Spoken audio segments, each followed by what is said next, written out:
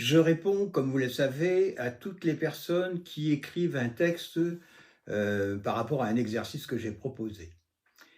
Et bon, de nombreuses personnes apprécient, presque tout le monde d'ailleurs, je crois. Mais on me dit souvent: «Ouais, vous êtes très positif, vous nous valorisez, voire vous nous flattez». Alors pas du tout, mais vous n'êtes pas assez critique. Alors, je ne serai jamais critique. D'abord, de quel droit je serai critique? Je suis dyslexique, je ne suis pas allé, en université, même pas au collège, hein, vous voyez? Je ne connais pas les règles de la syntaxe, de la grammaire. Moi, j'écris à l'oreille, à la musique de mon style. Ce qui m'intéresse, enfin, je suis éveilleur d'idées depuis tout le temps, enfin depuis que je bosse, hein, et et mon but, c'est d'éveiller l'imagination chez les personnes, de la stimuler. Et c'est le but de ce blog. Donc, quand je lis un de vos textes, eh bien, je regarde si je trouve souvent, enfin presque tout le temps d'ailleurs, il y a toujours vous avez trouvé une idée, soit elle est générale et elle est amplifiée, elle est extraordinaire même parfois, soit elle est moins forte, mais vous avez trouvé une idée, une originalité. Moi, ce que je cherche, c'est est-ce que ma proposition vous a permis de trouver des idées par rapport à cette proposition? Elle a stimulé votre imagination. C'est ça le but. Le blog, ce n'est pas une école d'écriture. Je ne prétends pas, d'ailleurs, je n'ai pas les capacités pour écrire, comment dire, j'ai pas fait lettres modernes, Icagne, Hippocagne, etc. Moi, je suis un créatif, point barre. C'est tout. Hein. Si vous me demandez des idées, je vous en trouve, il n'y a pas de problème.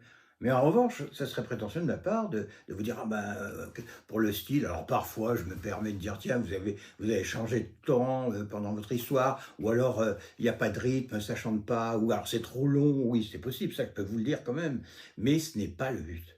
Le but, c'est que ouais, bon, c'est que vous, comment dire? Je lis vos textes et je cherche si vous avez soit pris une voix différente, soit, même une petite phrase dans votre texte. Ah, vous avez trouvé une belle formule, une belle image. Je suis Pour moi, c'est ma satisfaction. C'est-à-dire que votre imagination a fait son boulot. Et après, bah, si vous voulez travailler le style, c'est pas chez moi qu'il faut venir.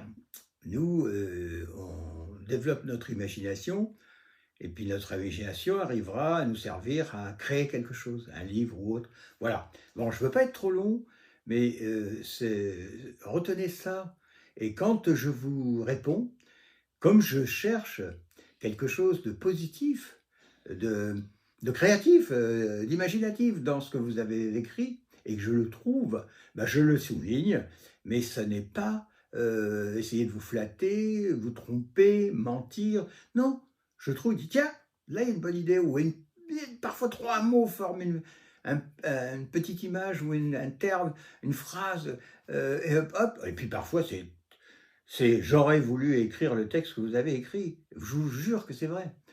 Voilà, je suis honnête avec vous, mais je souligne bien que là, ici, on n'apprend pas à écrire. D'ailleurs, l'écriture ne s'apprend pas, c'est du bidon tout ça. Enfin, je ne parle pas d'écriture professionnelle, je parle d'écriture imaginative. Ça ne s'invente pas. Vous allez trouver votre chemin vous-même. Ne vous fiez pas aux méthodes ceci, méthodes cela. C'est en vous qu'il y a l'écrivain ou l'écrivaine, je ne sais pas si on dit l'écrivaine, maintenant c'est un peu triste, qui a un style, un propre style. On s'en fout des vraies règles de la bonne écriture, etc. Si vous si vous êtes des bons raconteurs d'histoire, c'est gagné. Voilà, je voulais préciser cela.